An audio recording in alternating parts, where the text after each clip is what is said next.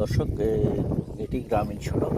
আর বৃষ্টি হওয়ার পরে এখন বর্ষা মৌসুম শুরু হয়েছে, অনেক বৃষ্টি হচ্ছে। দেখেন রাস্তার দুপাশে ফসলের মাঠ, পানি জমে আছে অনেকগুলো। তার উপরে এই সড়ক, গ্রামীণ সড়ক, এটি দিয়ে এখানকার মানুষরা চলাচল করে, হাঁটাচলা করে থাকে। তার উপর দিয়ে আমরা দেখলাম যে পানিও প্রবাহিত হচ্ছে। এটি মূলত দেখানোর জন্য যে গ্রামের মানুষগুলো কত কষ্ট করে তাদের জীবনযাপন করে।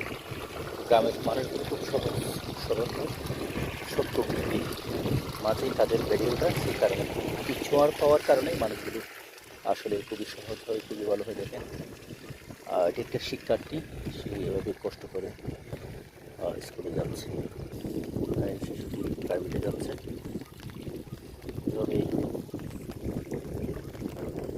যে কাদাযুক্ত সড়ক দিয়ে চলাচল করে।